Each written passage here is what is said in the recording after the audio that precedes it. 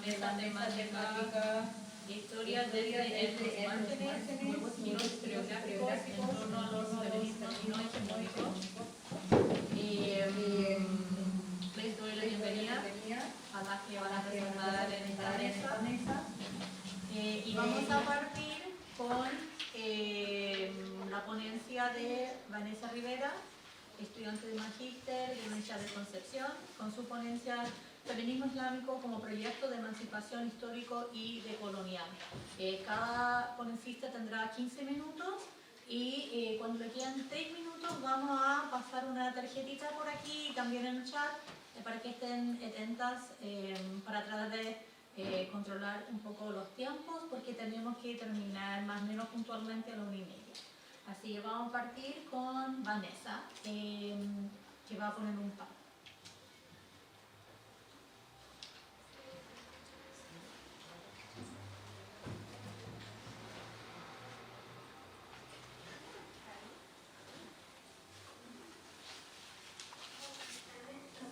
Muchas gracias por la invitación. ¿Me escuchan, verdad? Porque tengo problemas con mi computadora.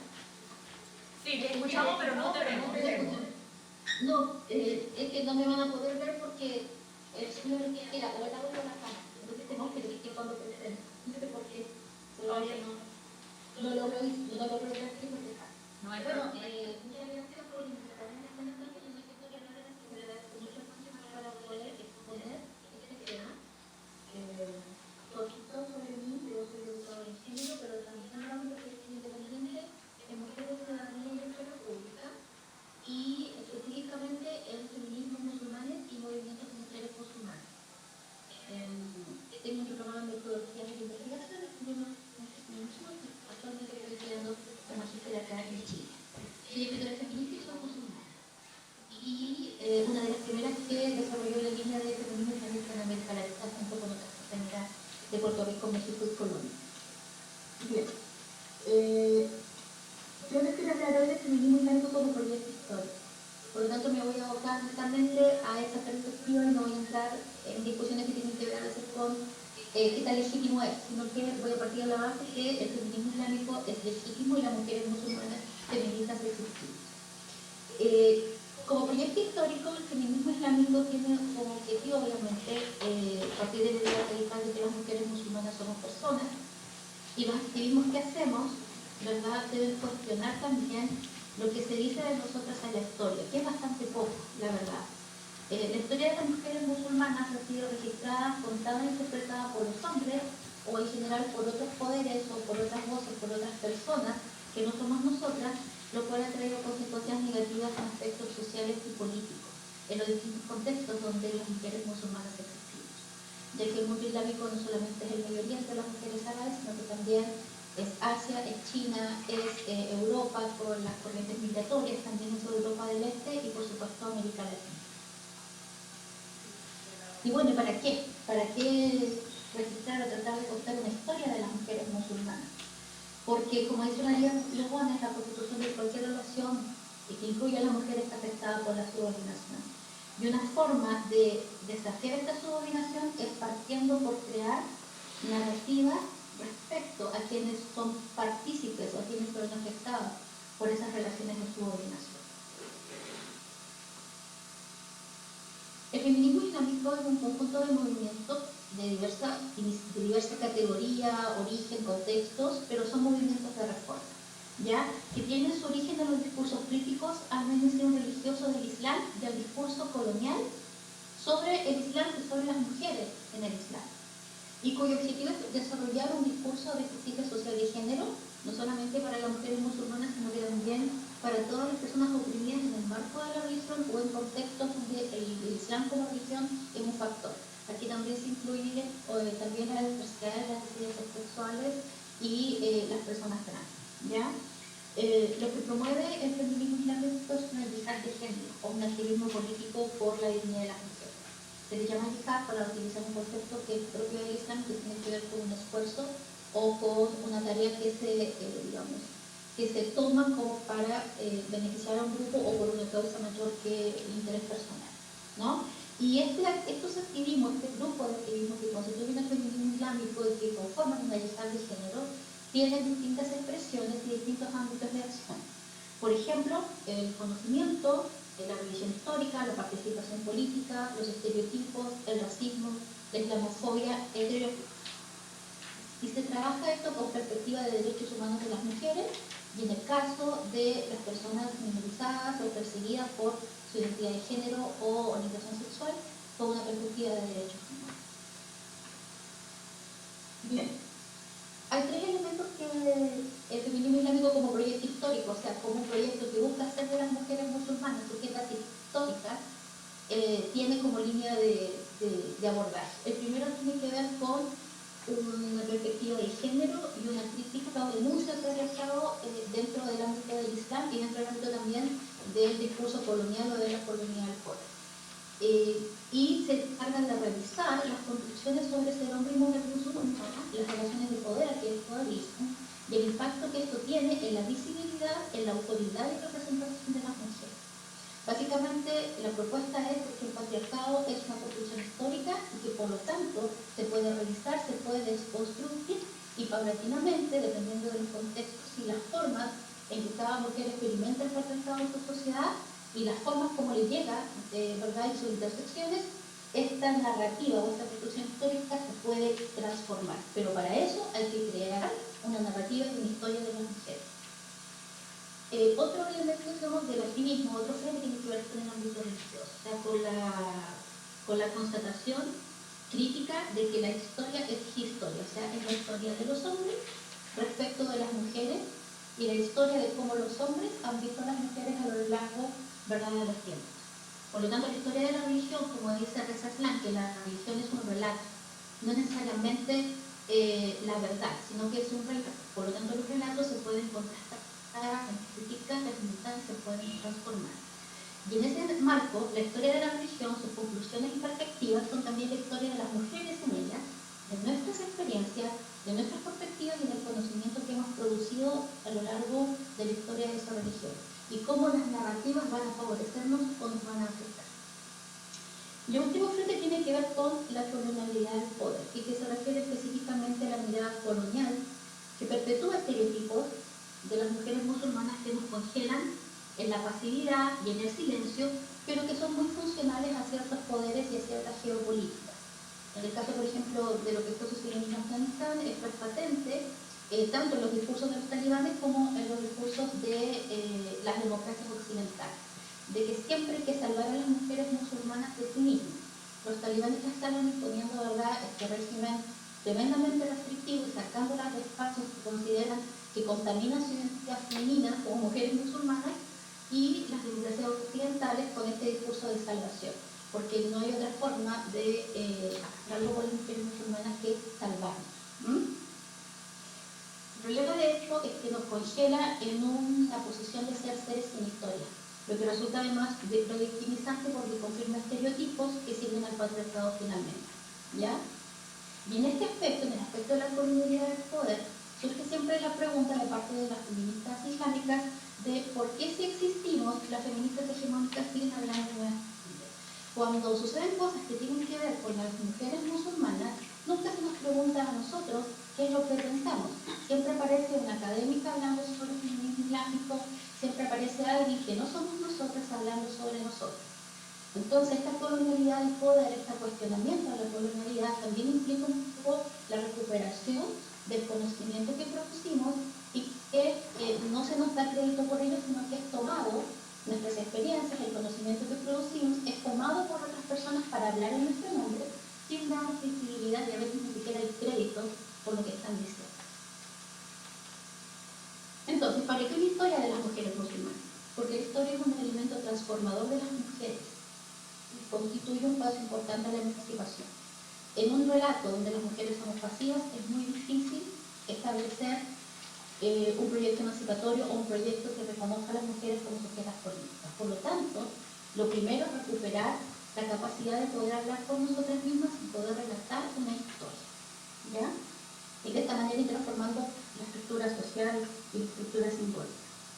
Por lo tanto, la historia, en el caso del proyecto del feminismo islámico desde la perspectiva nuestra, no es lo que cuentan de nosotras, sino que es lo que nosotras hacemos. porque historia no es solamente lo que está en los libros, sino que es lo que nosotras hacemos. Y en este sentido, el feminismo islámico como proyecto histórico no solamente se fija en la historia del Islam y las mujeres en la historia oficial, sino que también en las microhistorias, en las historias personales y en las trayectorias personales, especialmente en el caso de las mujeres conversas, mujeres que han sido sociedades islámicas que entonces han adoptado el Islam como su camino espiritual en algún momento de la vida y las razones por las cuales lo hacen. Bien, por lo tanto, en esta declaración de que para poder ser histórica yo tengo que hablar por mí misma, entonces tengo que reclamar mi derecho a hablar. Tengo que disputárselo, por un lado, al patriarcado religioso y por otra parte al colonialismo islámico, ¿ya? Que viene dado desde distintas áreas, como por ejemplo el feminismo, la academia, ¿verdad? La mirada occidental y todo eso. Yo aquí puse en esta diapositiva algunos libros, están en inglés, lamentablemente, porque uno de los grandes obstáculos para iniciar diálogos con otros feminismos, por lo menos en América Latina, es el tema de que el material está mayoritariamente en inglés. Pero estos libros, por ejemplo, los de Amina Wahbosh, Quran and Woman y Gender Jihad, son fundamentales para establecer metodologías, porque ofrecen metodologías de acercamiento a las narrativas patriarcales para desmontarlas. Y por otra parte, los otros dos, de Asma Barlas y de Naim Shah, cuestionan cómo el patriarcado se ha construido históricamente en el Islam y cómo lo podemos reconstruir. Porque la conclusión es que para escribir historia tienes que estar, no solamente tener una voz, sino que tener mecanismos a través de los cuales tú puedes ser escuchada y posicionada para poder instalar un país. Estos son algunos libros que yo rescaté, que justamente están dados en un esfuerzo del feminismo islámico como proyecto histórico, en el sentido de que para poder tener un proyecto de emancipación tenemos que tener un proyecto que rescate nuestra historia, tenemos que ser históricas para no ser políticas, o ser sujeta política si no podemos contar y no nos apropiamos y no construimos una historia propia. Entonces estos son algunos libros, es muy poco lo que se hace en español, pero yo quisiera recomendar estos dos que están escritos desde la historia personal. Y la historia personal como metodología ha sido fundamental para el feminismo islámico en el rescate justamente de las experiencias de las mujeres, desde todo punto de vista. I Speak for Myself también es un proyecto que tiene que ver con las historias personales, y bueno, la mayoría, incluyendo el trabajo de Fátima Bernice en este sentido, también se enfoca en rescatar historias de mujeres. Más que en, ¿cómo se llama?, en establecer un discurso hegemónico respecto a las mujeres musulmanas, se ha centrado en las historias personales de las mujeres musulmanas. Y cómo esto aporta, ¿verdad?, a la construcción de un relato que sea más diverso y representativo de la diversidad de mujeres. Desde algunos activismos se han establecido algunas fechas relevantes con la intención justamente de establecer hitos históricos propios. Uno de ellos, por ejemplo, es el 1 de febrero, que es el Día Mundial del Hijab, donde se generan conversaciones respecto al uso del velo islámico, lo que significa para las mujeres. También está el Día del Hijab morado, que es mi favorito porque el segundo sábado de febrero, que se conmemora en memoria del primer feminicidio dentro de la comunidad islámica que fue tipificado como tal, que es el de Hilla Zubair en Estados Unidos, y es un día de conciencia y prevención sobre la violencia contra las mujeres. La Hilla Zubair fue asesinada por su marido y fue el primer caso de violencia doméstica que fue tipificado y aceptado como feminicidio dentro de la comunidad musulmana, por lo que no es muy fácil. Y el 27 de marzo, que es el Día de la Mujer Musulmana, que fue propuesto por Muslim World, que es una plataforma dedicada justamente a recolectar historias sobre mujeres musulmanas y sus experiencias. ¿Para qué? Para escuchar a una comunidad que nunca se para de ser escucha, pero de la cual se habla mucho. Esa es como la propuesta. Hay algunas plataformas que están dedicadas al rescate de la historia de las mujeres musulmanas desde el punto de vista de los movimientos de mujeres musulmanas como de las historias personales, y también el registro de los movimientos de mujeres musulmanas en sus respectivos contextos. Y aquí hay algunos. Women Living Under Muslim Law es el más grande que existe, junto con Muslim, pero también hay otros, por ejemplo WISE, que está en azul. Este movimiento se dedica a recolectar y a rescatar a mujeres musulmanas en la historia y sus contribuciones. Y recientemente, a propósito del movimiento Black Lives Matter, surge esta iniciativa Black Muslim Women Matters, que es el rescate de las experiencias de las mujeres musulmanas afroamericanas en Estados Unidos. Y esto es importante porque en general cuando se habla de los musulmanes en Estados Unidos se habla de Malcolm X, pero las mujeres quedan como invisibilizadas siempre. Por lo tanto, la labor de este movimiento en particular es relevante sobre todo en el contexto que vive Estados Unidos con respecto a la población afroamericana. Y yo puse acá esta portada en rojo en la revista Sana, que es una revista iraní que surgió como respuesta a la revolución islámica de los años 50. La primera iniciativa, el primer soporte que empezó a hablar de feminismo islámico y que se embarcó en un proyecto de rescate de las mujeres musulmanas como sujetas históricas, tanto desde el punto de vista del conocimiento que producían, como también de sus historias personales y los problemas que vivían. La revista Sana llegó incluso a hablar en Irán, en el contexto de la teocracia iraní, llegó a hablar incluso de, por ejemplo, relaciones sexuales fuera del matrimonio, divorcio y un montón de injusticias que sufrían las mujeres en la cotidianidad. La cerraron finalmente del año 2015, pero sobrevivió casi 5 años, lo cual es bastante considerable el proceso. Bueno, Wikipedia también está encargado, o personas independientes se han encargado de enlistar y visibilizar musulmanas, teniendo en cuenta de que el aporte de las mujeres musulmanas es un aporte a la historia de las mujeres en general, que no somos un grupo aparte del resto de las mujeres, y que por lo tanto aquellas cosas que hacemos en pro de los derechos de las mujeres también tienen un impacto y alimentan una lucha que es digamos, global, aunque obviamente se da en diversos lugares. Y eso es todo. Así que bueno, gracias por escucharme. Ahí están mis redes sociales, yo soy Vansística y espero que sigamos conversando porque obviamente el tema de nuestro encerrador es el tema de esta política. Muchas gracias.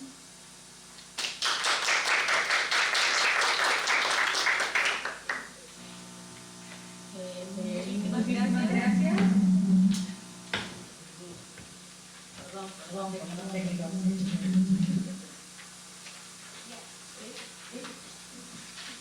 Muchas gracias, Vanessa. Gracias a ti.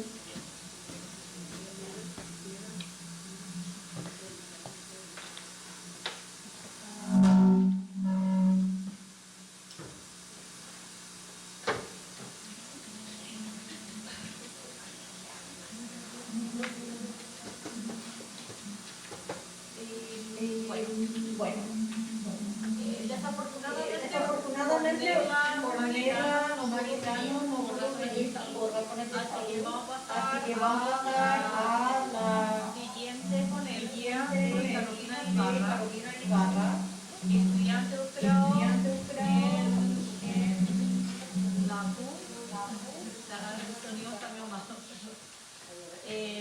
y la Universidad de Valladolid. Su ponencia se llama Para una historia feminista de Chile desde abajo, la búsqueda de la historicidad de las mujeres obreras a partir de sus discursos públicos y políticos. Carolina. Hola, muchas gracias por invitarme. Tengo una presentación preparada como por el tiempo, así que no voy a ceñir a eso.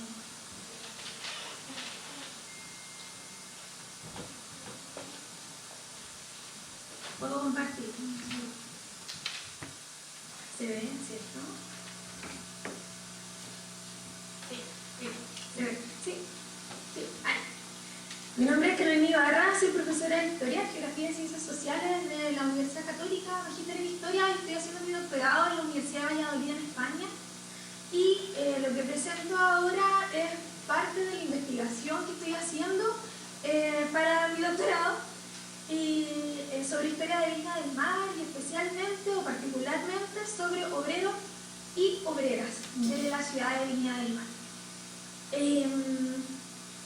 La idea hoy día presentar un poco sobre metodología de investigación, que es lo que estoy haciendo ahora para poder analizar las fuentes que tengo ahora.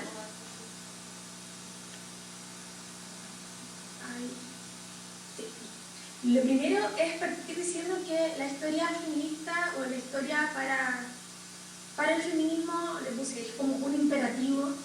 Hoy día la escritura de la historia de las mujeres es urgente, necesaria y sobre todo a partir de nuevos enfoques de investigación que den cuenta de las especificidades de nuestro género, ¿no? Tomé una cita de Julieta Lerner, que siempre la ocupo para todo, porque dice: las mujeres representan la mitad de la humanidad y a veces más de la mitad. Han compartido con los hombres el mundo y el trabajo de la misma manera. Las mujeres no están en estado al margen, no en el mismo centro de la formación de la sociedad y la construcción de la civilización.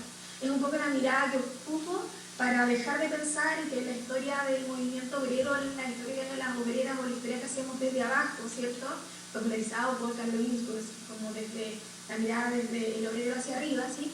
Es una historia que está en los márgenes, ¿cierto?, sino poderla incluir como parte esencial de nuestra historia política y de nuestra historia social también.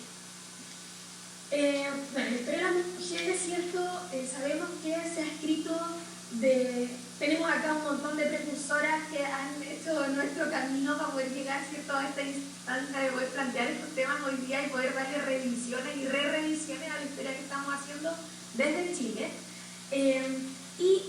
Una de las cosas en que he podido notar, ¿cierto?, dentro de las revisiones, es que generalmente presentamos metodología de investigación muy heteronormada, en el sentido de que presentamos muchas veces conclusiones a la investigación que pareciera ser una metodología que se ocupa desde lo opuesto, ¿no? Como está el obrero o está la clase alta o está el varón haciendo cosas, e inmediatamente la metodología que se ocupa es por oposición, ¿sí?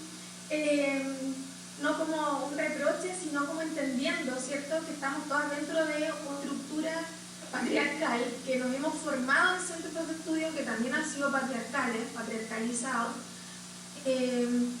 No sé ustedes en sus formaciones en particular, pero por lo menos en el espacio donde yo me formé, en la Universidad Católica, la mayoría de la literatura que leíamos, ¿cierto?, era literatura de hombres, ¿cierto?, escritura de hombres, y por lo tanto ocupábamos metodología de investigación también pensada en hombres desde los hombres, y que nuestras preguntas de investigación o los temas que nosotras estábamos planteando, ¿cierto?, siempre aparecían como unas metodologías que había que buscar de otra manera u otra aplicación, donde las formas de ver el poder, por ejemplo, las formas de entendernos en la sociabilidad, son muy diferentes cuando las planteamos desde las mujeres a la historia de los hombres, ¿cierto?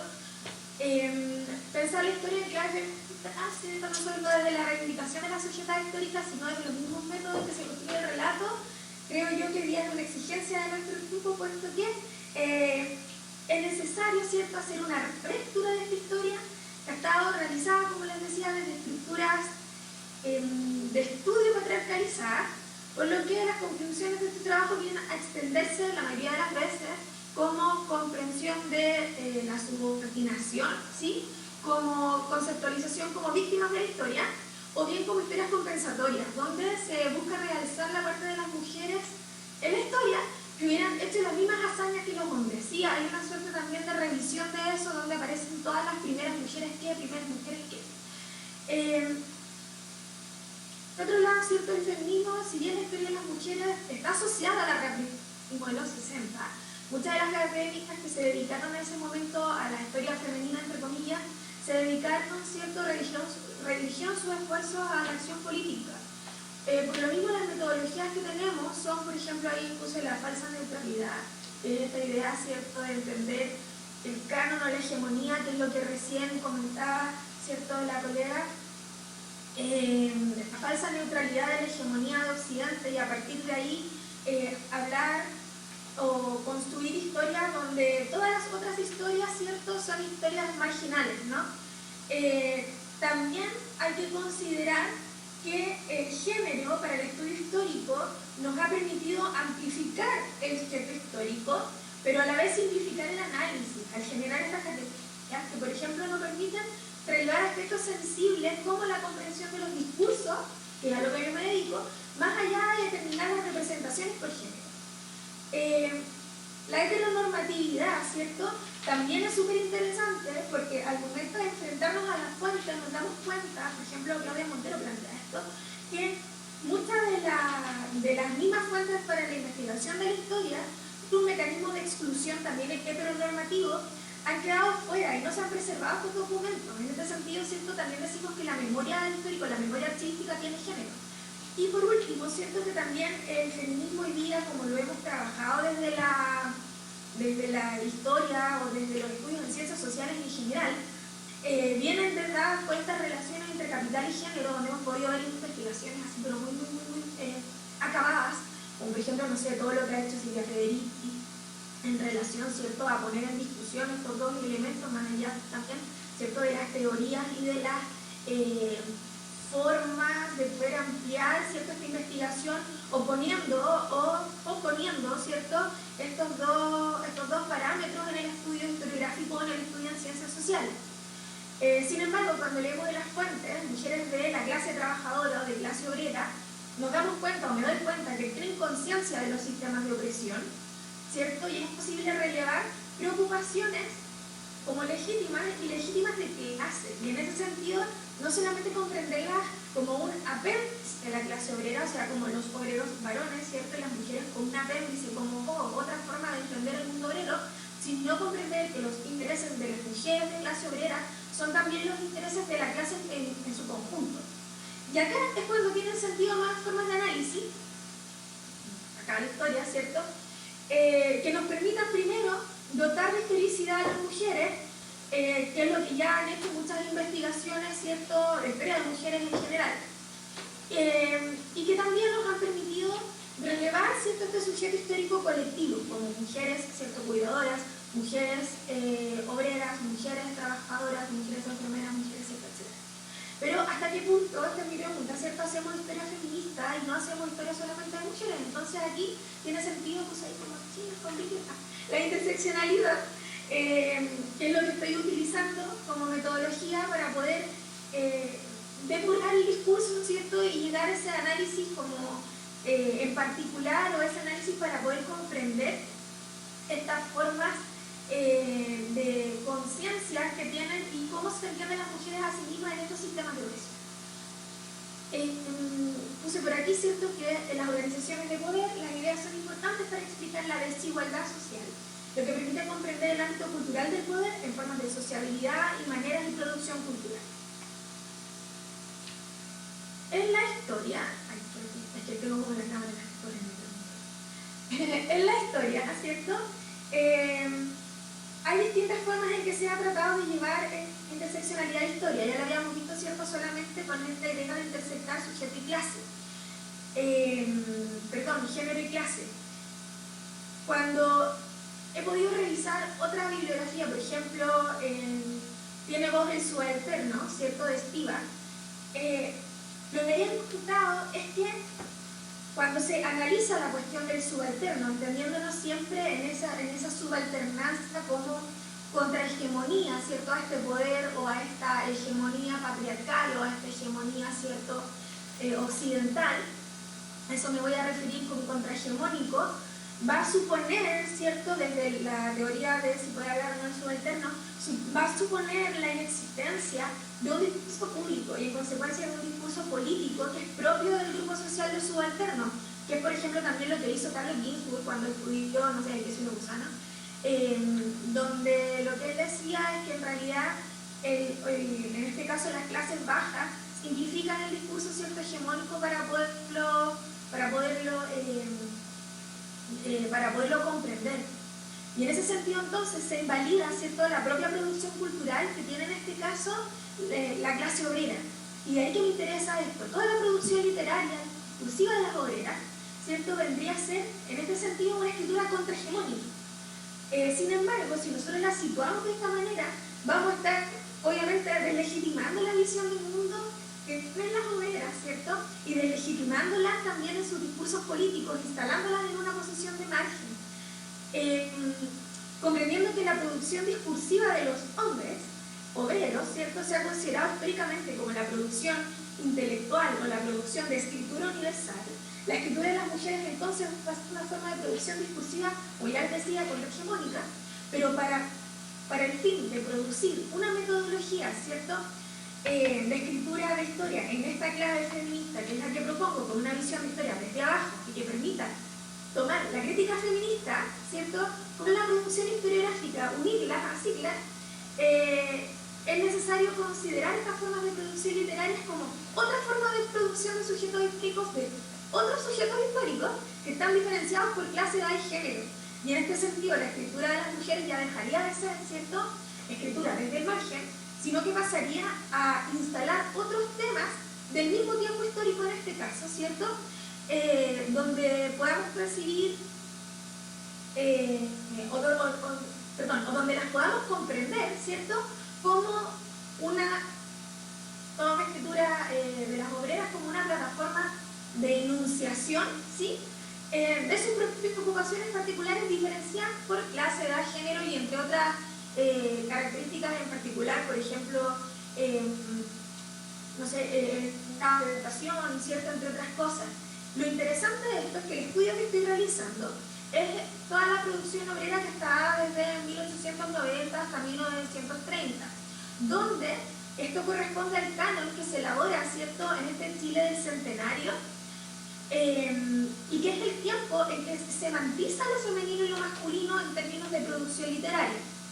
De ahí entonces que todo está organizado mediante una dicotomía de lo negativo y lo positivo, donde todo lo femenino va a corresponder, ¿cierto?, a lo foráneo, al ocio, a la construcción de la nación sana, la nación fuerte, los hijos, ¿cierto?, de la patria, y lo masculino va a estar, o la escritura masculina se va a desarrollar o va a ser construida semánticamente desde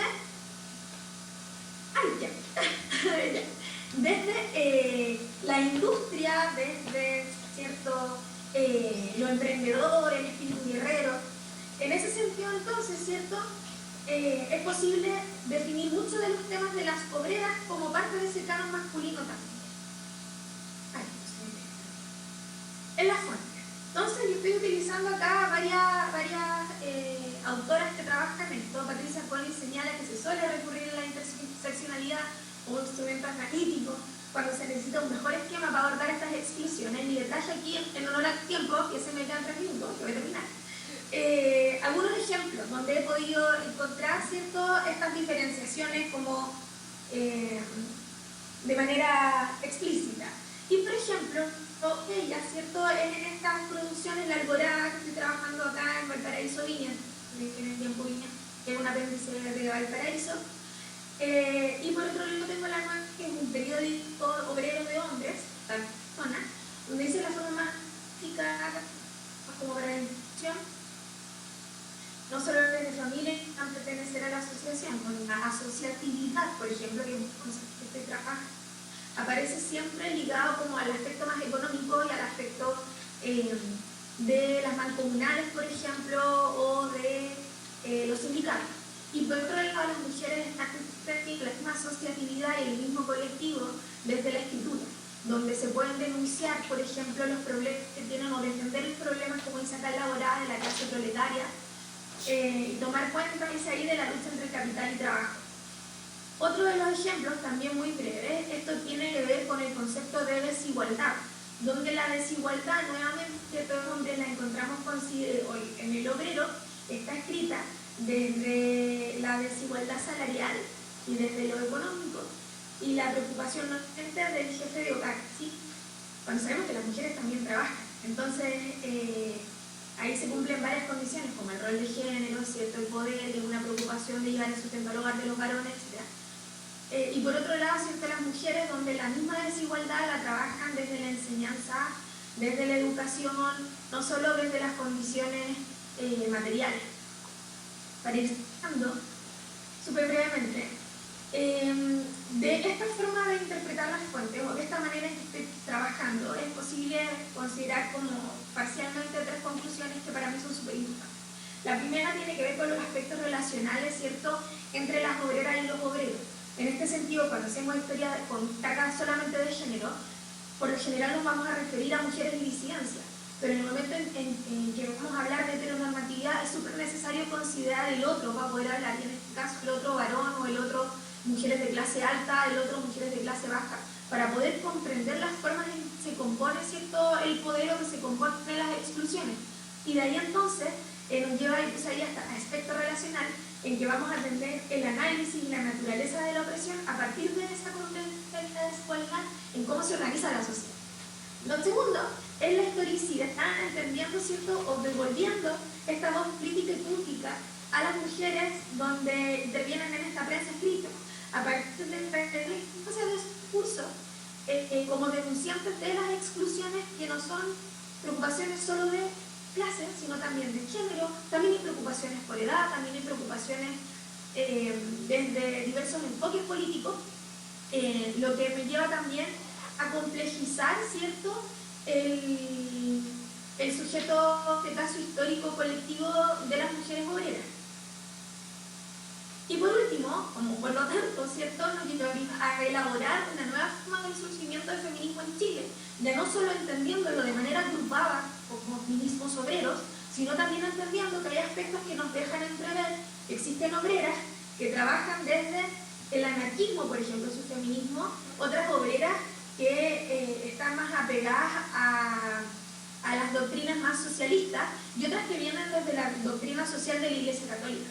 Entonces, en ese sentido, tenemos como un amplio espectro de feminismo obreros que es posible relevar desde las fuentes en la medida en que vamos desmenuzando estos discursos a partir de teorías como la interseccionalidad.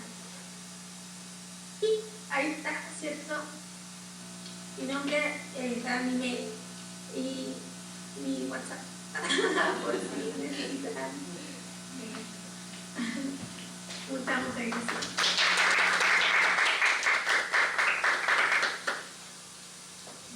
Muchas gracias, Carolina.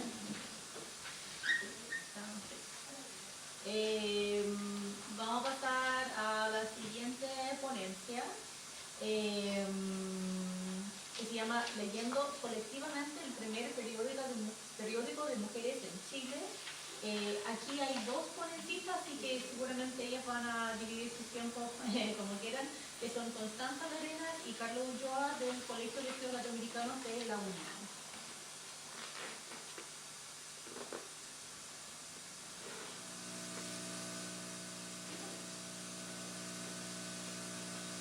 Hola, buenos días, muchas gracias.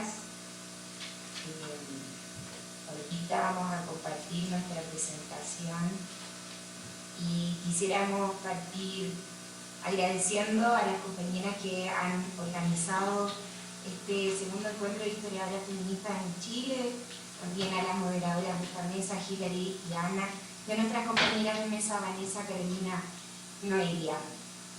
Esta oportunidad les vamos a comentar acerca de este taller que hemos realizado durante este año. Y bueno, para entrar en materia de inmediato, comentarles que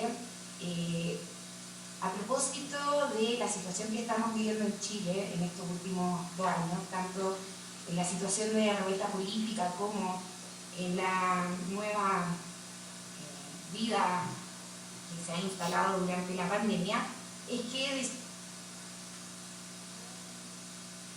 entre todas este periódico de mujeres que fue impreso en Santiago en 1877 por Lucrecia Undurraga y una red de alrededor de 25 mujeres.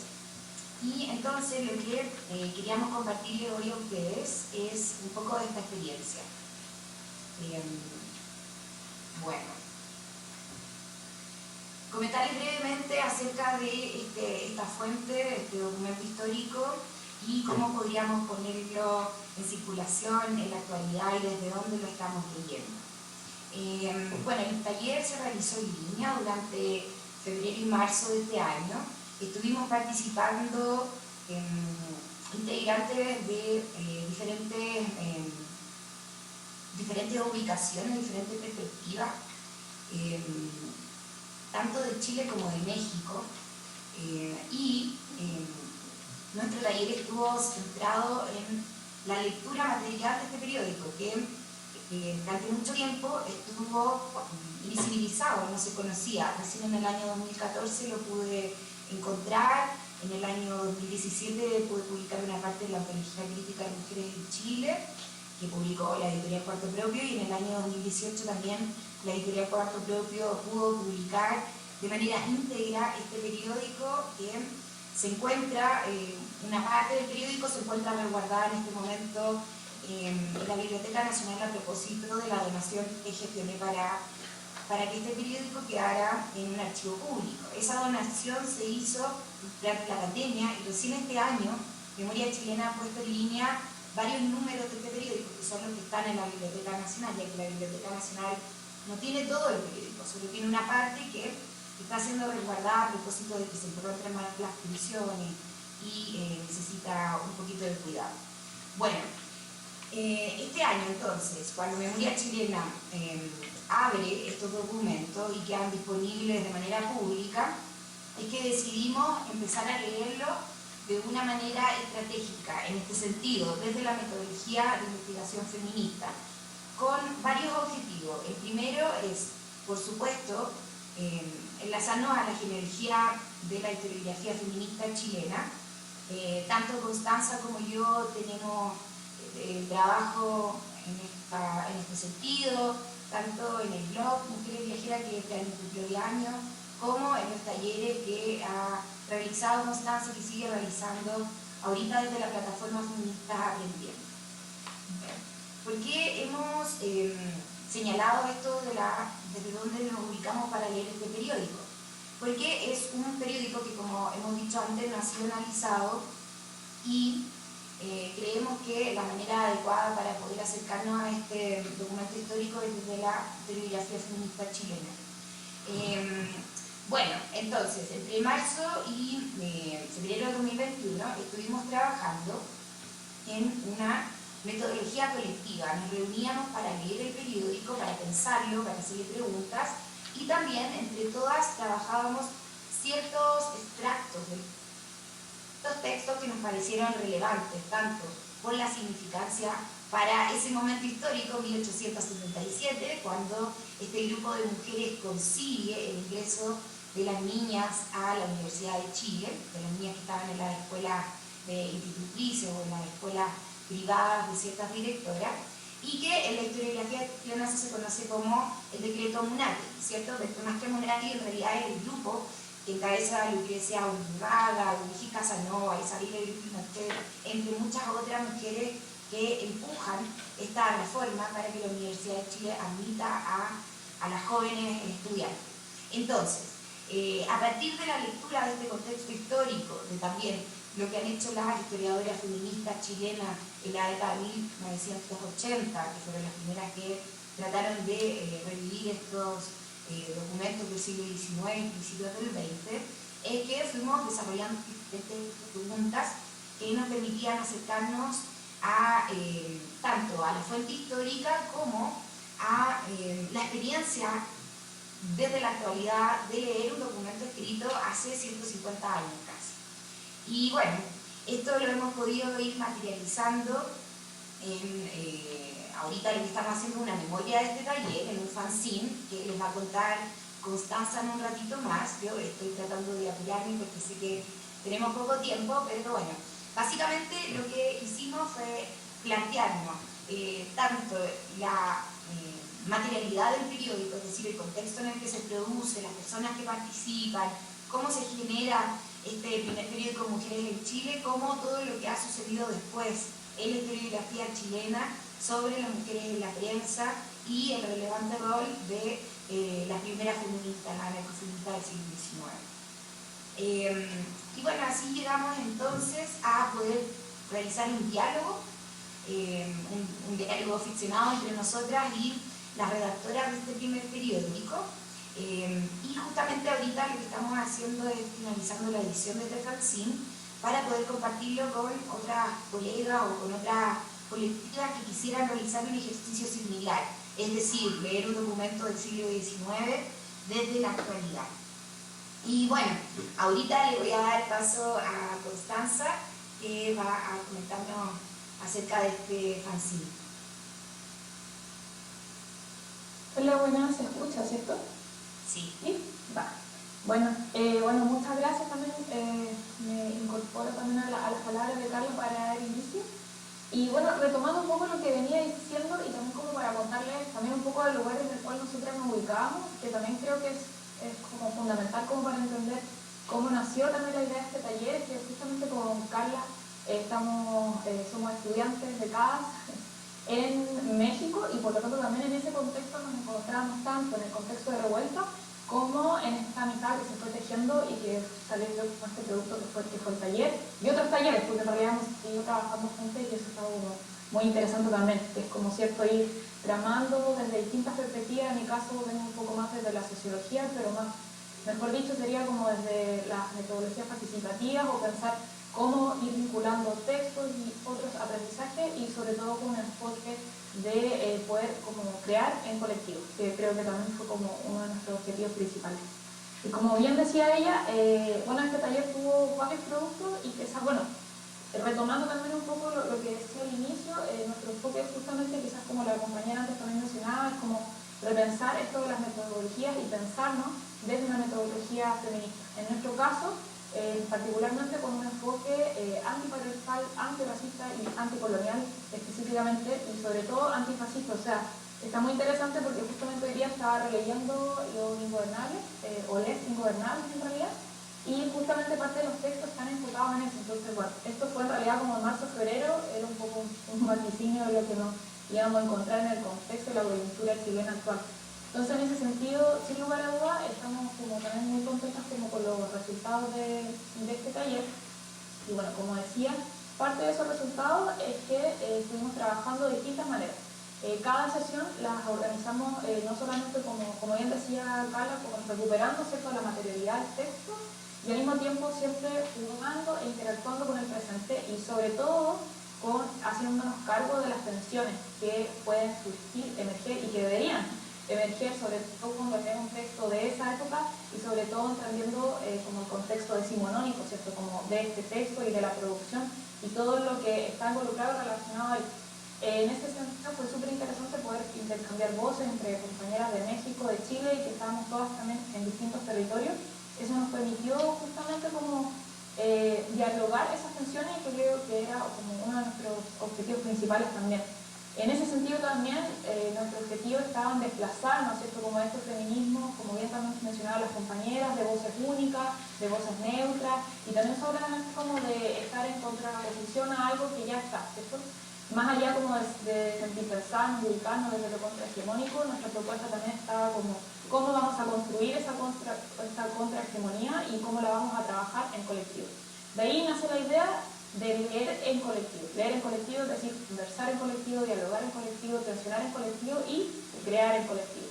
Entonces así se fueron tramando nuestras sesiones, siempre como dialogando con el texto, dialogando entre nosotros, también generando actividades y ejercicios que nos permitieran como también salir, ¿no es cierto?, con estos aprendizajes donde la memoria, el objeto, está como todo centrado, ¿cierto?, como en algo, un hecho, y cómo poder como incorporar nuestras propias narrativas, nuestros propios antipensares y obviamente esto en un enfoque anticolonial, también no solamente como desde los feminismos, sino también de cómo aprendemos y cómo aprendemos a aprender. Entonces también por ahí está nuestra apuesta. Si quieres pasas a la siguiente.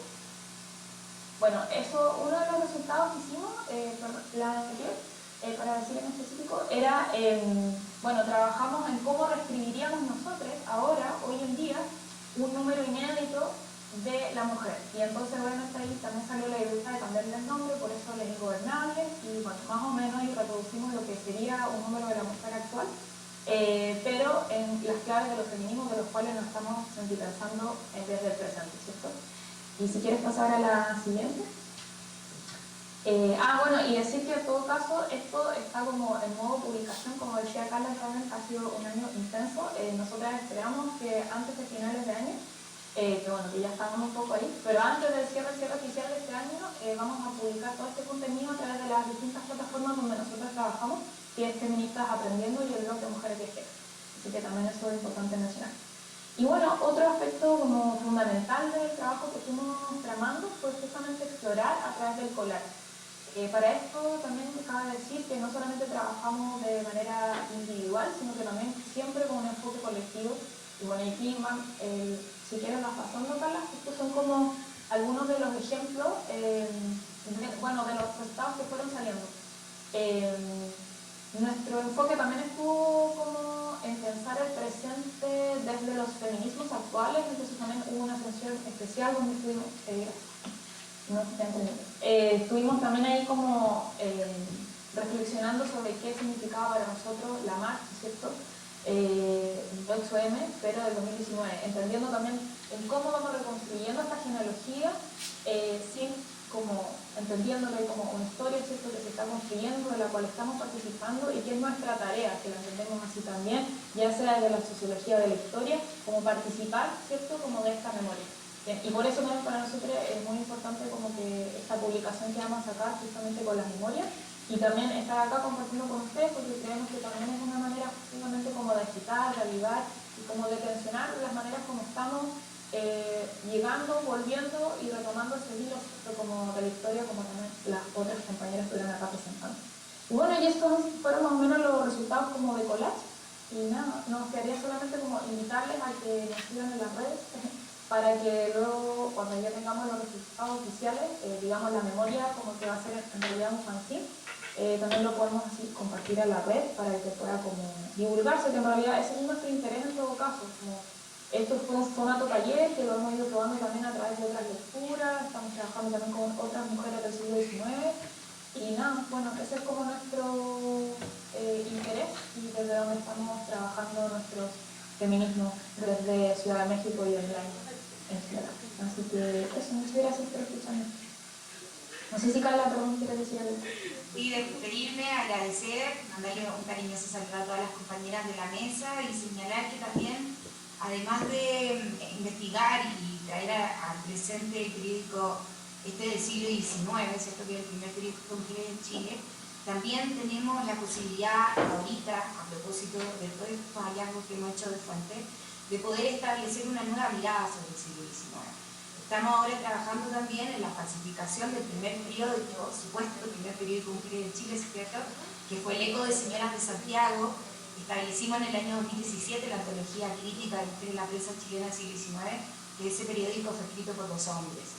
Entonces ahorita también estamos interrogándonos acerca de toda la autoría y la genealogía de la prensa de mujeres en el siglo XIX. Así que eso pues, invitarles entonces también a seguir pensando en el 19 de otra forma. Ya voy a dejar de compartir y muchísimas gracias a todas.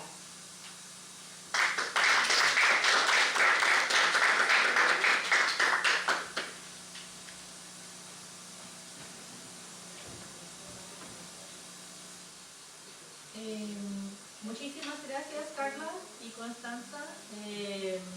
Me encantó en particular eso del fanzine y el arte collage, muy lindo. Muchas gracias. Así vamos a pasar a la última ponencia de Noelia Figueroa. Las mujeres en el periodo colonial de larga duración, opresión, resistencia y resurgencia en el Gualmapu. Noelia es estudiante de doctorado en la Universidad Católica de Temuco. Noelia.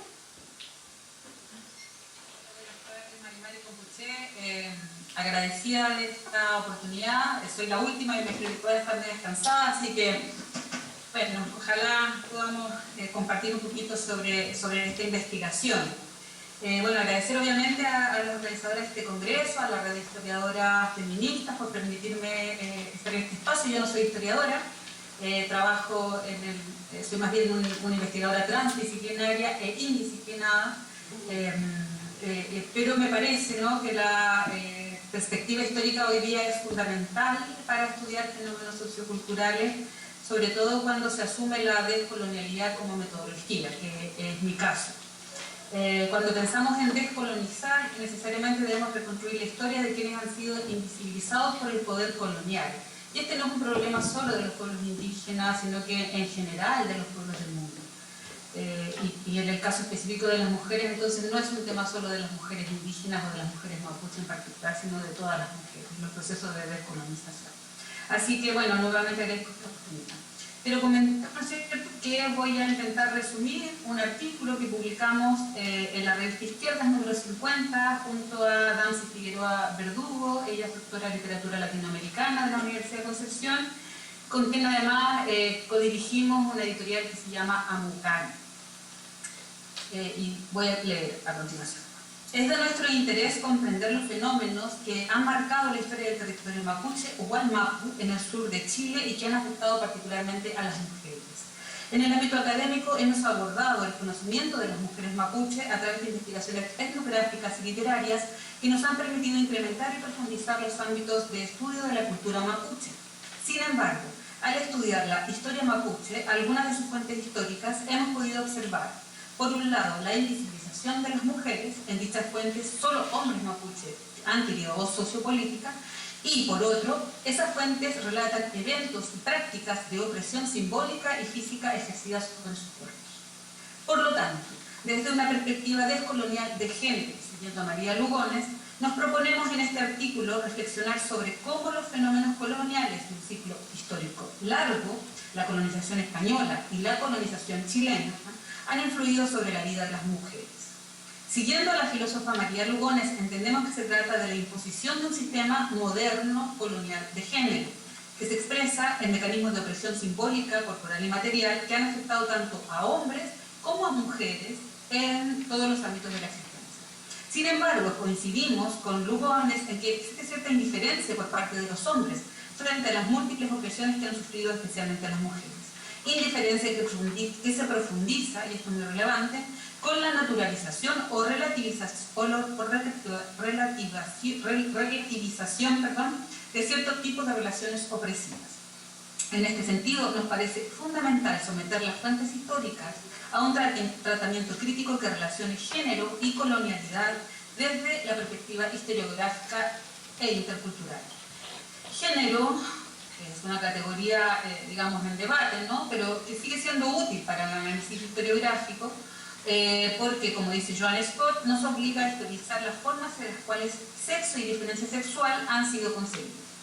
Esta perspectiva, no obstante, no es suficiente, ¿no es cierto?, tal como nos sugiere María Lugones, dado que el sistema del género se consolidó con el avance de los proyectos coloniales de Europa, desplegándose a través de un lado visible o claro, que es la imposición hegemónica de género y de las relaciones de género, y de un lado invisible o oscuro, que fue y es completamente violento.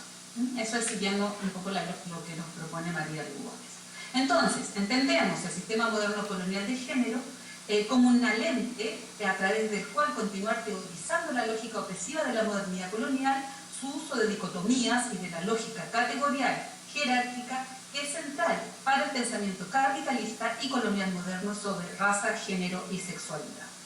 Por lo tanto, existe una relación tensa e indisoluble entre colonialidad y género y, por supuesto, en sus expresiones modernas y contemporáneas del capitalismo.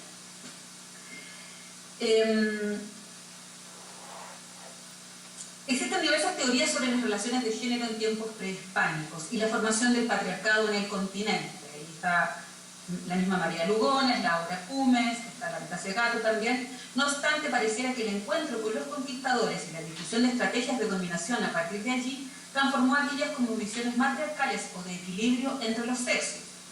De allí también que nos haga sentido en esta reflexión la noción de entronque patriarcal o de patriarcados desarrollada por los feminismos comunitarios, Adriana Guzmán, Lorena Carnal, y posteriormente integrado a las categorías de análisis del feminismo descolonial.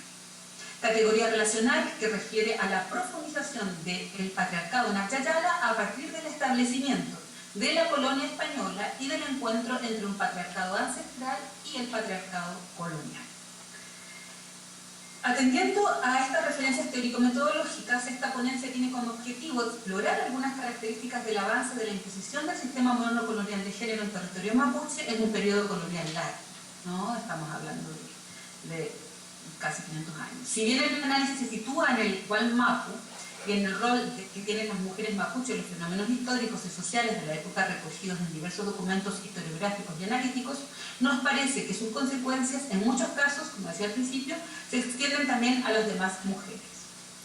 Hemos definido algunos hitos de fuentes históricas, ¿no es cierto?, escritas en este periodo colonial largo. Son básicamente dos. Uno, la relación en 1558, ¿no es cierto?, la relación de Fernando Santillán, y en 1907 la crónica periodística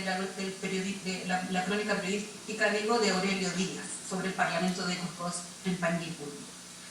Estas fuentes históricas, bueno, que además están en este artículo también están las fuentes de los parlamentos, ¿no es cierto?, entre los españoles y los mapuches, y varias otras más, que se citan, se relacionan también con fuentes literarias actuales, y esto es bien relevante en nuestra propuesta metodológica, ¿no? Toda vez que una hipótesis de trabajo es que este periodo largo de colonización ha influido en la configuración contemporánea de las relaciones intra e interculturales en territorios mapuche y no mapuche. En este sentido, sostenemos que en la actualidad la escritura de diversas poetas y escritoras mapuche contribuyen a la reconstrucción y resignificación de estos hechos históricos a partir de sus memorias y testimonios familiares y comunitarios. Comprendemos que en esta narrativa que las autoras despliegan un genuino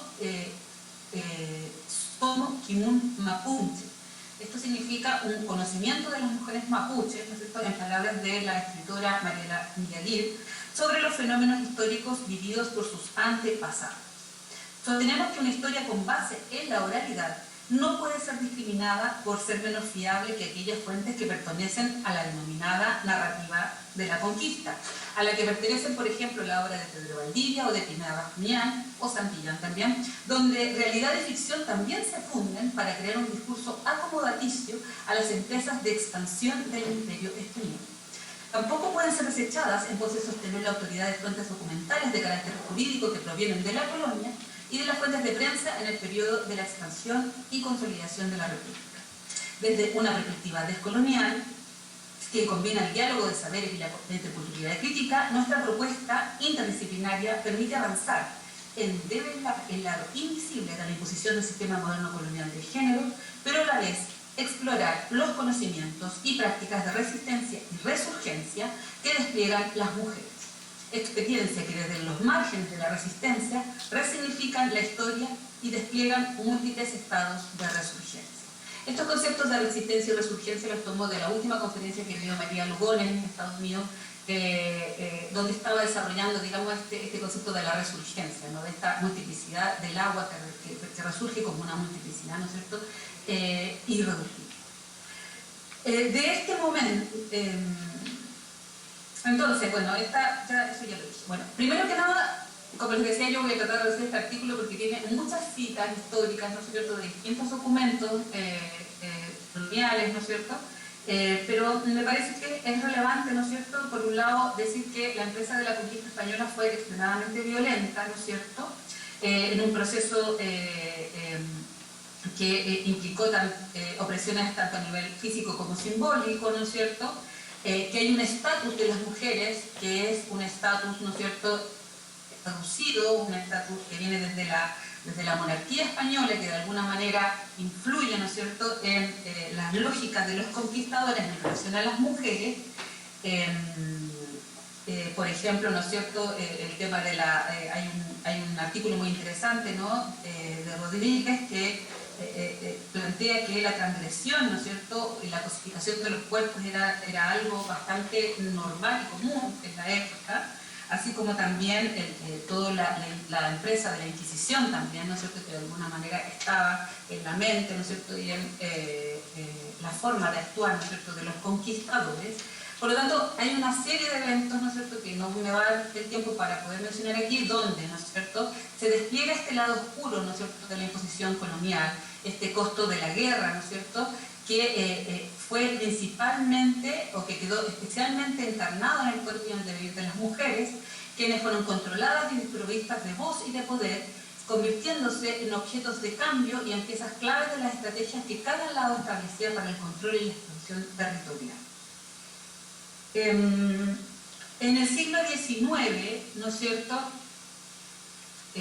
cuando se establece la República, el Estado chileno, el Estado-Nación chileno y argentino, ¿no es cierto?, sobre el territorio Gualmapu, ¿no es cierto?, en ambos lugares, en ambos países, también hay una continuidad histórica, ¿no es cierto?, de estas prácticas de control de las mujeres, de sus cuerpos, de servidumbre, de cautiverio, ¿no es cierto?, entre otras prácticas, ¿no es cierto?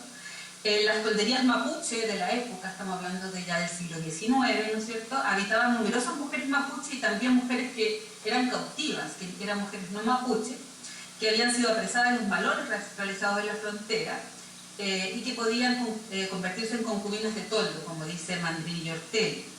El famoso libro del lonco Pascual Coña, que en 1927 fue dictado por este lonco a un jesuita, ¿no es cierto?, señala cómo los antepasados más cercanos se proveían de mujeres, describiendo especialmente lo que es el rapto de mujeres.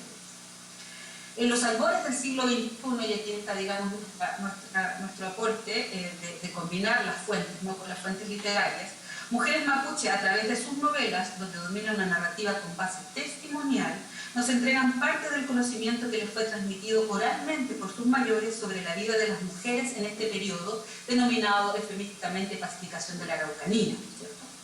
Entre estas escritoras mapuche podemos señalar, ¿no es cierto?, a Ruth María Lafuentealba Millaguir con sus novelas breves Memorias de una Papay del año 2020 y Cherrufe, La Bola de Fuego, del 2008. Y a Graciela Huinao con sus novelas Desde el fogón de una casa de putas Huilliche del 2010 y Catrilef, hija de Lulmen Huilliche, 2015. Ambas escritoras despliegan en una narrativa genuina de lo que llamamos Somoquimun Mapuche, a través de historias que narran aquellos hechos censurados o tergiversados por los discursos progresistas de cada época. Relatos que llegaron a ellas a través de las voces de mujeres mayores que participan en la construcción y transmisión del kimuno, conocimiento mapuche, que encuentra su base en la oralidad, que deviene como una práctica moderna en novela con bases históricas. Particularmente la escritora María Lafuentealba Millaguir se refiere al testimonio de una papay, ¿no es cierto?, o abuela mapuche, quien fue raptada, ¿no es cierto?, y negociada por su padre para contraer matrimonio. También en la obra de Graciela Huinao encontramos algunas referencias sobre este tipo de prácticas. No sabemos cuántas mujeres fueron muertas, cuántas perdieron sus tierras en esa época, cuántas cambiaron su nombre, cuántas fueron condenadas socialmente como brujas por practicar la medicina y cuántas por esta causa se vieron obligadas a emigrar a vivir en la periferia, a trabajar en labores de servicio. Como si el tiempo volviera atrás a los primeros tiempos de la colonia española, cuando fueron secuestradas, obligadas a vivir y trabajar en la casa de los encomenderos. Quiero terminar esta ponencia, esta breve ponencia, ¿no es cierto?, con esta idea de la resurgencia, de la resistencia por un lado y la resurgencia, ¿no es cierto?, que estoy tomando de María Lugones.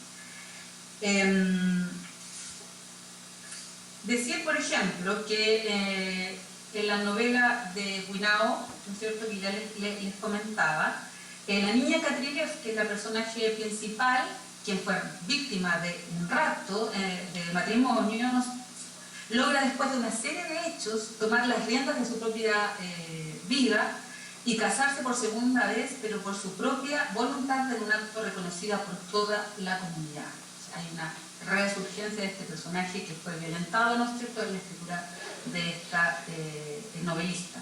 Poetas como María Teresa Panchillo, María Lara Millapán, Daniela Catrileo, Adriana Paredes Pinda, Maribel Mora Curriao y tantas otras, a partir de su Somoquimun Mapuche, están también contribuyendo a reconstruir su propia historia y a problematizar sobre la construcción hegemónica de la misma. Aquello que se mantuvo, ese discurso que nunca se cortó por completo, hoy es fortalecido por nuevos tejidos articulados por la palabra poética. Las mujeres que lideran la defensa por la tierra, por la lengua y la cultura están vivas en las poéticas de estas autoras. Por ejemplo, podemos hablar de María Teresa Panchillo, ¿no es cierto?, quien ella escribe sobre la resistencia, ¿no es cierto?, que desde su propia experiencia como mujer poeta hace frente a la expansión, ¿no es cierto?, forestal en territorio naiche. Las resistencias de las hermanas Nicolasa Quintremán y Berta Quintremán, férreas defensoras del Biobío y del Fiofío, también son parte de la poesía de Maribel Mora Curriao, de Rayén Puyén y de María Cecilia Nahuel Quino. Mujeres que junto a muchas otras lideraron y están liderando la defensa del territorio, de la lengua y de la cultura en todo el Gualmapu, son fuente de inspiración para reconfigurar conocimientos y prácticas de coexistencia con la naturaleza, siguiendo la tradición de quienes han resistido el avance al sistema moderno colonial de género. Tal como señalamos anteriormente, y siguiendo a María Lugones, el sistema moderno colonial de género establece relaciones de superioridad e inferioridad basadas en el sexo y la raza, que están en el centro del modelo cognitivo del capitalismo eurocentrado y global, y que permiten la imposición hoy día de proyectos extractivistas. No obstante, tal como lo demuestran las escritoras mapuche, la resistencia a estos proyectos de las hermanas Quintremán y tantas otras no pueden ser reducidas a lógicas dicotómicas. Para terminar, y como reflexión metodológica, es necesario señalar que estamos conscientes de los riesgos asumidos en la escritura de esta investigación, que es bastante más extensa de lo que yo he podido hablar aquí, en relación a los procedimientos historiográficos usados para plantear una lectura histórica de un periodo de tiempo tan largo que pueda ser juzgada de poco exhaustiva. En este sentido puede ser una lectura indisciplinada, aunque preferimos pensarla como interdisciplinaria, en tanto valida fuentes narrativas y poéticas también como fuentes históricas, porque sabemos que en los estudios de la historia colonial se usan las escrituras de los colonizadores que también combinan la ficción y el punto de vista. A pesar de estos riesgos, pensamos que esta lectura debiera incentivar a comprender que la superación de las violencias y opresiones coloniales y patriarcales en estos territorios hoy compartidos, resultado también de la entropía de patriarcados, pasa por activar la memoria en espacios diversos, implicando tanto a mujeres mapuche como a otras mujeres, por cierto también a los hombres, pero desde la memoria de las primeras. Desde esta activación es posible avanzar hacia la desnaturalización de patrones supuestamente culturales que se reproducen en tales espacios, cuestionando activamente la colonialidad y las opresiones visibles e invisibles que contienen. Al mismo tiempo, es posible develar los conocimientos y prácticas que podrían dar cuenta de relaciones intra e interculturales que se han mantenido por fuera de estas lógicas coloniales y patriarcales y que sustentan los procesos de resistencia y resurgimiento. Finalmente, esperamos que esta lectura incentive la visibilización de la defensa de espacios de vida frente a la tercera invasión. Y esto es porque Adriana Paredes Pinda, que es una poeta, habla de dos invasiones. O sea, la primera invasión, que fue la invasión española, la segunda invasión, que fue la invasión de los estados de nación chileno y argentino, y la tercera invasión, que es la invasión extractivista actual, ¿no es cierto? Esta tercera invasión, valorando y visibilizando los múltiples procesos de resistencia y resurgencia que, a pesar de las opresiones, hoy lideran mujeres en Gualmapu y en diversos territorios de Atacama, configurando, como señala María Lugones, una nueva geopolítica de saber y amar y de proteger y cuidar los territorios desde una multiplicidad que no es reducida por una misma lógica de opresión. Eso. Disculpen si fui muy rápido, pero la verdad es que es una exposición un poco larga. No, muchísimas gracias. Nos quedan como 10 minutos para hacer una ronda de preguntas y yo para abrir y como un poco como está la tarea, ¿no?, de moderadora, como también hizo Ana en la primera mesa, solo quería destacar que, bueno, en primera instancia estoy muy contenta con todas las ponencias, encuentro que realmente superaron probablemente nuestras expectativas, ¿no? El día de hoy con todos los problemas técnicos y todo, pero igual lo hicimos, ¿no? Resultó bien y efectivamente también estoy muy contenta en ver justamente lo que hemos propuesto, ¿no? Que era esto de ver estas ideas de hacer historiografía y historia desde lo que pusimos, desde y en los márgenes, en el sentido de que aquí estamos rescatando diversas metodologías, ¿no? Encuentro que en particular en esta mesa hay fuentes muy diversas aquí, ¿no? Como, bueno, como lo que dijo Vanessa, ¿no? Riqueza de saberes, ¿no? Efectivamente aquí yo creo que hay algo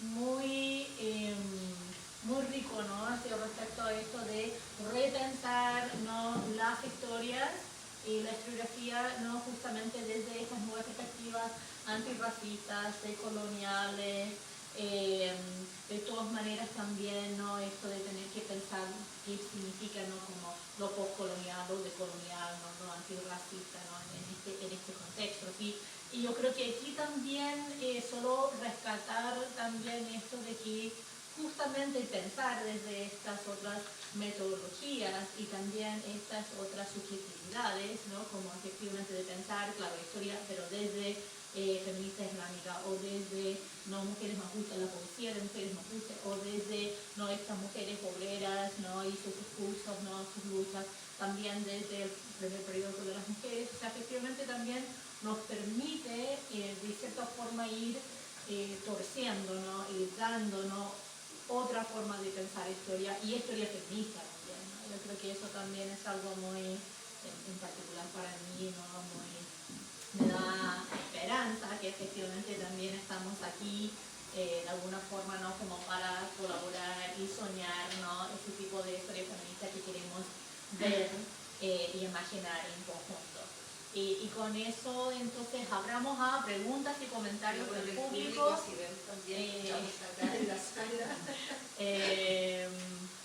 No sé quién quiere participar. Veo 3 al TIR, 4. Excelente. Lelia, Carola, Ana Luisa, Marisa. Hay que hablar fuerte, ¿sí? ¿Escuchar la expositora? ¿Sí? Pero que le voy a... ¿Estás muy bien escribiendo la pregunta? esa sí, ahí. Como que queda alguna... Yo tengo, bueno, primero felicitarlas, fueron muy, muy buenas las ponencias. Lo que dicen que no escuchan. ¿No? ¿Tú estás con el audio prendido ahí? ¿Qué va a estar? ¿Prendo yo el audio? Sí, Vamos a estar Ah, pero Roberto, siempre pone el micrófono escribir. Yo acá. La memoria. ¿Escuchan? Sí, quería felicitarlas, me gustaron mucho las ponencias, me encantó el cierre indisciplinado. Tengo dos preguntas, más que nada para que se puedan profundizar un poquito.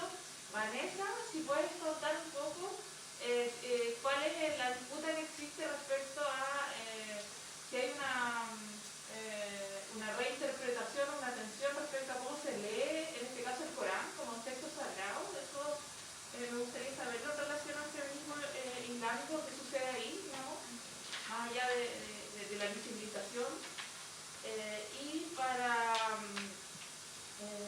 Constanza Larena y Carla Ulloa, también me gustaría saber qué les ha pasado en el trabajo del taller en relación a procesos de identificación y desidentificación con este periódico Mujeres leyéndolo desde el presente. Un poquito más se pueden contar cómo ha sido esa experiencia, en términos que les pasó en ese proceso.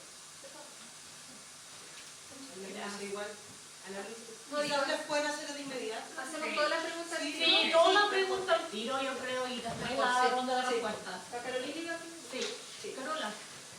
Estoy tratando de escribirlo rapidito, pero así quedan ahí. Sí, no, bueno.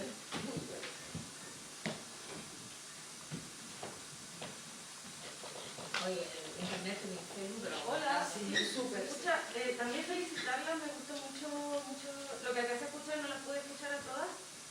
Quizás partiendo de atrás para adelante, me parece muy interesante, Noelia, esto que dice al final, ¿no? Esta lectura indisciplinada, y también por otra parte, cómo esa palabra poética genera historia, y me preguntaba, o esas nuevas historias o historias propias, y pienso que la historia no se escribe sin esa palabra poética, un poco sin... Eso es una pregunta para todas, digamos, o un comentario. Luego, Carla y Constanza, ¿cómo uno hace para ir a esos talleres? Eso primero, y lo otro, Yo también me lo pregunté. lo de los diálogos, el diálogo ficcionado y la idea de collage, me parece súper interesante. Pienso también en las propuestas, por ejemplo, de fabulación crítica de Saidilla Harman para la historia de las mujeres esclavizadas, y esto también lo pienso en lo que decía Noelia, por ejemplo. Y por último, Carolina Ibarra, sí, se ha podido identificar como algunas formas de trabajar la temporalidad en la historiografía feminista que ya existe. Eso.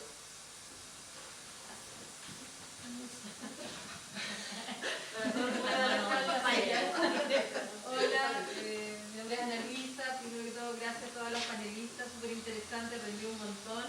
Y lo mismo quizás que mis colegas, tengo algunas curiosidades que me gustaría como que me pudieran contar más. En el caso de Constanza y Carla, me gustaría saber si en la lectura de esos periódicos y la producción de collage tenían preguntas orientadoras para esas reflexiones que daban, que orientaban el producto del collage. ¿Cómo llegaban al producto del collage? Si había una orientación, en realidad era abierto. Me gustaría que me pudieran especificar un poco más, porque de hecho con Hilary y otra colega Andrea como que hemos ido pensando en esa metodología para la producción de conocimiento. Y en segundo lugar, la Lamiel Noelia, gracias por la presentación, súper interesante.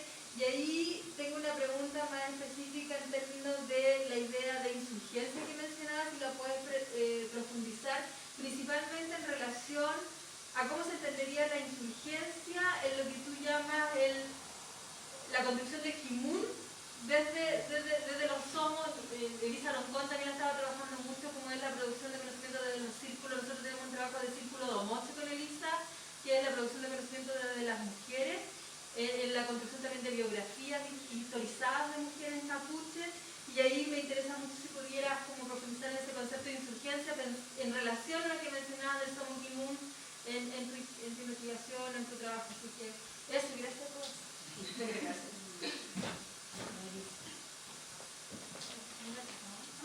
Hola, soy Marisa Buchelurén, soy pilota de inspección de pedagogía. Más que nada mi pregunta para las feministas aprendiendo. Por ejemplo, siguiendo este ejemplo que tienen de taller fanzine, ¿cómo desde la pedagogía podemos disfrutar estos espacios tan estandarizados y hegemónicos y también desde el lado curricular que existe en los liceos para hacer, no sé, un taller como lo están haciendo, o lo que hicieron, pero como en un contexto más local, me imagino que eso, como consejo o para ayudar a disfrutar todo. Uy, tuvimos unas preguntas, pero excelentes. Ahí están todas miles cualquier cosa. No sé si les parece, porque claro, el problema es que andamos como un poco cortos de tiempo. Tal vez como lo que puedan. No sé si van a poder contestar todo, pero pensar que cada persona con 2-3 minutos para tocar los puntos principales, porque después tenemos que ir al almuerzo y volver como para la segunda patita. Así que 2-3 minutos como cada persona, vamos al mismo orden desde Vanessa hasta Noelia. Así que Vanessa. Las disputas entre los feminismos, entre lecturas de género y en el coral vienen desde el año 50. La primera persona que las planteó fue Mohamed Taha en Sudán. Y luego viene Amina Boudou en los 90, que lo que ella hace es establecer una metodología feminista para la lectura y interpretación del Corán. Y con eso se ha trabajado durante los últimos 25 años, hasta el año 2015, cuando aparece Aisha Hidayatullah, que fue discípula de Amina Boudou, y lo que hace es decir, esto no es suficiente, y de hecho ella escribió un libro que generó una división entre las feministas islámicas, que hasta ese momento éramos todas juntas, hermanas de la mano, jugando y bailando el Kumbaya, hasta que aparece Aisha Hidayatullah, donde establece que no es suficiente esa metodología y que se necesita más que un enfoque de género, se necesita una epistemología feminista en el Islam. Y eso rompe como el universo que existía hasta ese momento y se establecen como dos corrientes. Existen las feministas coráricas, que son más tradicionales, que siguen el coralismo de la Amina Boudou, y existimos las otras, que somos más del área de, sí, es interesante hacer un feminismo islámico, pero este feminismo islámico necesita además del enfoque colonial, necesita del paradigma interseccional y sobre todo, considerando la realidad de las mujeres conversas, necesita un enfoque antirracista, porque entre las cosas que revela la postura de Hidayatullah del 2015 es la supremacía árabe. Y como todo el conocimiento respecto al género y el feminismo está monopolizado por las mujeres árabes y no ha dejado subir a otras autoras, como por ejemplo autoras latinas, autoras negras. De hecho, hay un feminismo islámico desde la perspectiva de las mujeres negras, que es bastante crítico, ¿verdad?, de estas jerarquías de conocimiento también de estas disputas epistemológicas. Entonces, sí, es diverso como todo el feminismo. Y en América Latina, desde hace unos años atrás, y a partir de esta ruptura que existió, empezamos a desarrollar una cuestión más propia que tiene que ver con la recuperación de los paradigmas mujeristas de la teología de la liberación de las mujeres negras en América Latina. Y estamos trabajando con eso, más aquello que no han aportado las feministas islámicas a lo largo de este tiempo. Gracias. Pasemos a la Carolina. Hola, la pregunta que me hicieron era sobre historizar la lectura, ¿había alguna periodificación que yo pudiera hacer sobre la fuente? Y sí, también. En este sentido tengo como dos periodificaciones diferentes, que aquí las anoté para que el concepto más cortito. La primera tiene que ver con la historia de Viña en particular, ¿no? Que tiene como con el sujeto histórico obrera en la ciudad de Viña del Mar. Como ciudad de Viña del Mar, siendo primero un apéndice de Valparaíso, pues como Viña del Mar, cierto, por sí mismo. Y tiene que ver precisamente con la intervención del Estado en diferentes momentos. Por ejemplo, dentro de las fuentes yo he podido encontrar un periodo que va desde 1855 a 1870. Después de 1870 a 1906, que hay una primera intervención estatal en un... de 1870 a 1906, que es el primer feminismo que aparece en las fuentes denunciando una serie de cosas que también tienen que ver con la cuestión social. Después de 1906 aparece una primera intervención estatal que tiene que ver con la ley de habitación obrera. Y esa ley de habitación obrera va a crear el Consejo de Higiene en las distintas ciudades industrializadas, entre comillas, ¿cierto? Sabemos que la industrialización acá no es como Manchester, es más chiquitita. Entonces, va a aparecer en Valparaíso, en Santiago, en La Serena, en Concepción, pero después posteriormente. Primero se pensó solo para Valparaíso y Santiago. Y luego hay una segunda intervención en 1919 cuando cambia de nuevo esta ley y aparecen otras preocupaciones que también va a venir a cerrar toda la parte de las huelgas obreras, porque va por el mismo periodo. Y después de esa segunda intervención, yo noto un tercero o cuarto periodo ya voy, hasta 1931, que hay un nuevo decreto, que es la ley número 4000, ya se me olvidó el número, la tengo acá, para decirte cuál es la ley. La ley 4000... no la tengo acá. Ah, sí, 4283. Esa ley. Y que es la que hace Carlos Ibáñez del Campo y comienza el cierre de las habitaciones obreras y el cierre de las principales industrias que tiene la ciudad de Viña del Mar, porque Viña no era como ustedes conocen Viña, Ciudad Bella, que de hecho de ahí estoy trabajando. Existen 2 Viñas del Mar, sabemos hoy día la ciudad con más campamentos de Chile, y esto no es desde ahora, ¿no? Está invisibilizado en la prensa de élite desde los comienzos de la ciudad.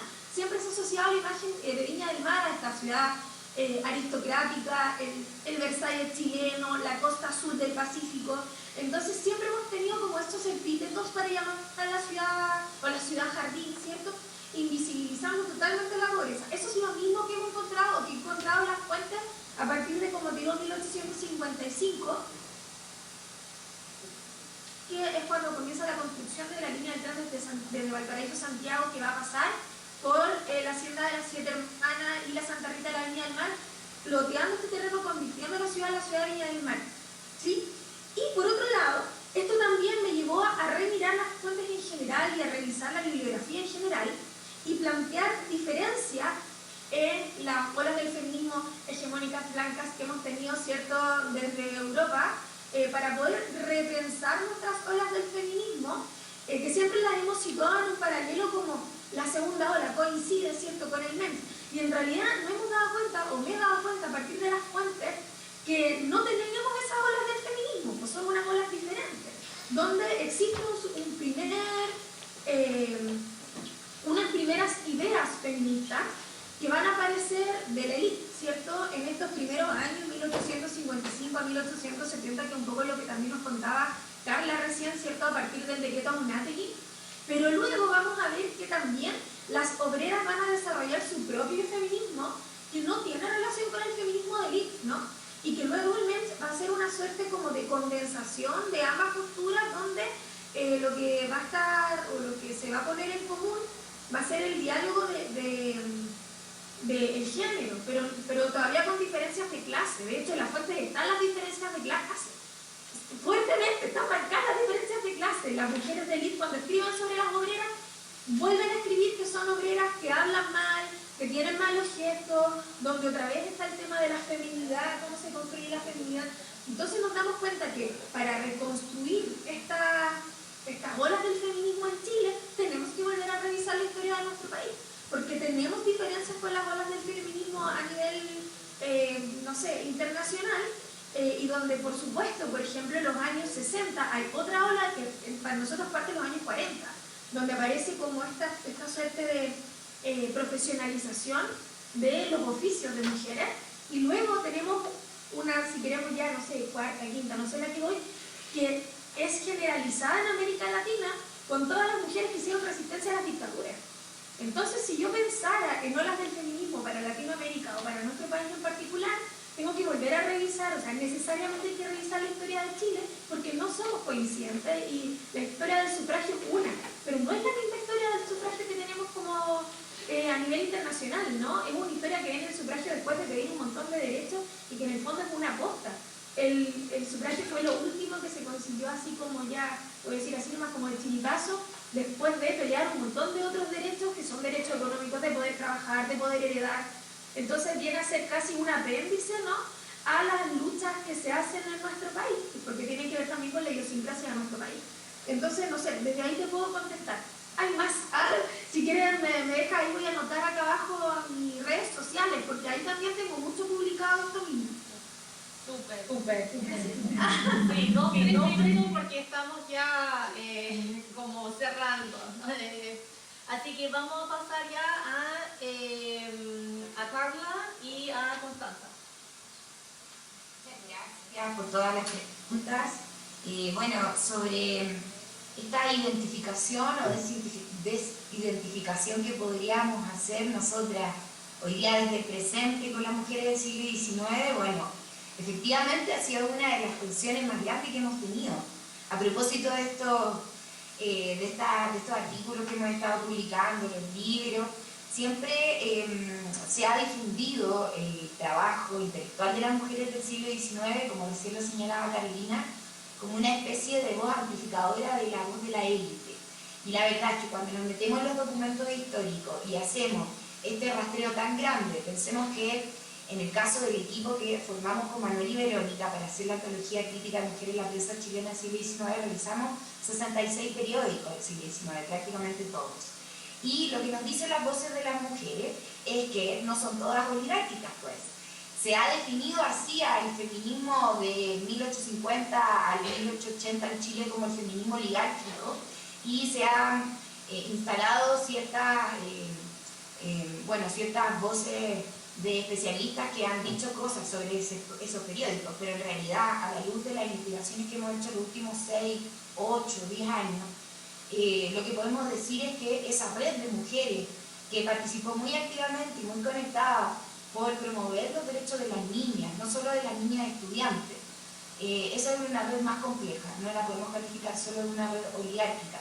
De hecho, eso se puede leer en el periódico de la mujer. Tenemos voces de diferentes escritoras que participan de distintos lugares, de distintos territorios, no solo de Santiago del Paraíso. Y en este sentido, Constanza nos va a platicar un poco de este ejercicio, cómo tuvimos las preguntas orientadoras para el collage y todo, pero a nosotras nos importa muchísimo tensionar el clasismo y el racismo actual, además obviamente de la heteronorma y de la colonialidad a la que estamos sujetas, pues. Además, a propósito de las graves violaciones de derechos humanos y de todo el estado de excepción constitucional de garantía, todo lo que está viviendo nuestro país desde hace 2 años, nos pone en un presente bastante más complejo, donde tenemos herramientas para tensionar y pensar a nuestra genealogía. En este sentido, ¿cómo nos identificamos o desidentificamos con las intelectuales, con las profesoras, con los periodistas del siglo XIX? Bueno, igual como lo hacemos hoy día ahorita con el feminismo hegemónico, pues, con las feministas que les decimos feministas blancas, ¿no? Hay diferencias. Y estas diferencias no las ocultamos, las pudimos trabajar a propósito que teníamos una compañera mapuche también que siempre nos llamaba, nos aterrizaba a lo que estaba sucediendo en el Gualmapu en esta década de 1870 versus lo que aparece en el periódico La Mujer, donde toda la invasión chilena hacia el Gualmapu no está, ni tampoco está toda la cuestión bélica que tiene que ver con la guerra por el salitre o la llamada guerra del Pacífico. Entonces sí, tuvimos una atención, una desidentificación, nos pusimos en el lugar de ella, les interpelamos desde nuestro presente, 150 años después, qué ha sucedido con el mestizaje, por ejemplo, qué ha sucedido con este feminismo centralista, entre otras cosas. Entonces sí, es una atención que está, que se puede ver y leer, bueno, se puede ver en los videos de las grabaciones de los talleres, pero también se puede leer en el periódico.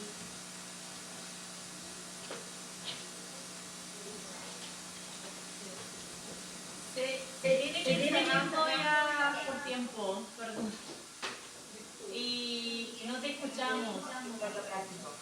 Dale, hasta aquí lo dejamos. Ya.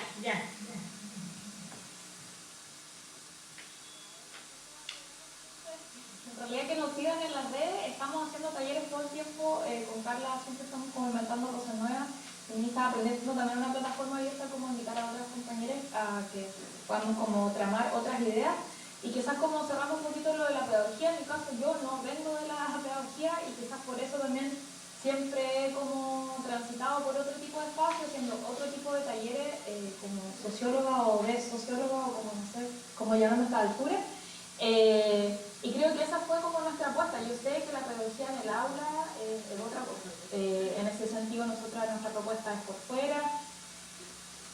Claro, no lugar en la academia también, que eso también se encuentra tensionado desde nuestra biografía. Por algo también terminamos conociéndonos en México y no en Chile, y etc. Bueno, ahí podemos seguir como hilando otras cosas. Y nada, bueno, sí, la metodología sí, obviamente siempre hubo como las actividades las pensábamos desde preguntas detonadoras. Yo igual vengo trabajando hace un tiempito como en reflexionar en torno a cómo aprender y desaprender desde las preguntas, que es más o menos lo que estoy como pensando y trabajando en otros espacios de talleres de otros temas también ahí que andamos como haciendo. Así que eso puedo decir rápido. Gracias. Wow, voy a ser muy breve porque en realidad sí ya entiendo que ustedes tienen, todas tenemos que ya más para la mañana. Quiero hacer un comentario, yo creo que hay que salir un poco de la lógica de las olas. Aquí hay una historia en Autayala que es diferente, y los feminismos descoloniales, los feminismos comunitarios, que se reconocen a sí mismos también como feminismos, ¿no? Y eso es muy relevante porque hay una coalición igual que se está formando, pero hay que dejar esta lógica de las olas porque es un pensamiento lineal que no reconoce, digamos, la resurgencia de las mujeres indígenas, ¿no es cierto? Eso quería comentar. La palabra poética sí tiene que ser parte de la historia, es parte de la historia, ha sido. Los hombres han escrito la historia y también han sido poetas, han hecho ficción y son fuentes oficiales, ¿no? Y yo creo que eso también es súper importante un poco lo que nosotros planteamos, ¿no? O sea, ¿por qué le vamos a hacer caso a esas escrituras y no a las escrituras, ¿no es cierto?, que hoy día están construyendo también las mujeres a través de las novelas? Yo no hablo de insurgencia es un concepto más bien que tiene que ver con una oposición al Estado, ¿no? Y que generalmente tiene que ver con una posición violenta, ¿no? Yo hablo de resurgencia y tomo ese concepto de María Lugones, ¿no? En un mundo ideal de relaciones de no poder, ¿no? Que finalmente también tenemos que ir pensando en eso como feministas, las mujeres de alguna manera también hemos ido construyendo relaciones de no poder, ¿no? Y eso es otro paradigma y nos saca, digamos, de algún modo de la oposición al Estado, de la oposición a los hombres, en fin. Entonces, en ese sentido, la resurgencia es un fenómeno de la vida, ¿no? De la vida, de esta vida que a pesar de las opresiones, ¿no es cierto?, a pesar de que las opresiones son una sola lógica de opresión, dice la María Lugones. Es la lógica o violenta o hegemónica, pero es una lógica. En cambio, la resurgencia es una multiplicidad. Y en esa multiplicidad es donde nosotras tenemos que poner el ojo. Eso nomás, para no alargarme tanto, que yo sé que estamos todas afuera.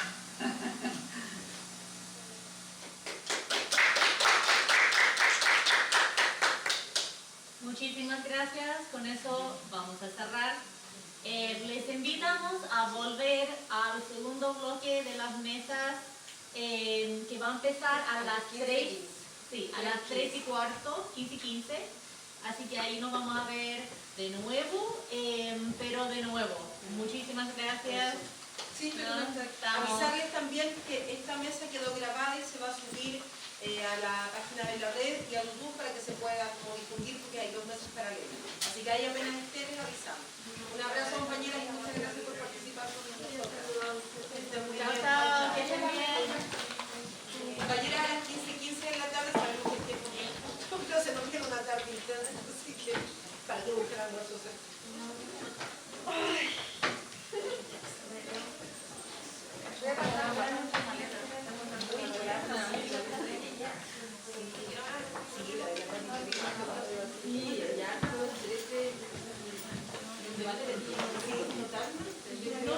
No,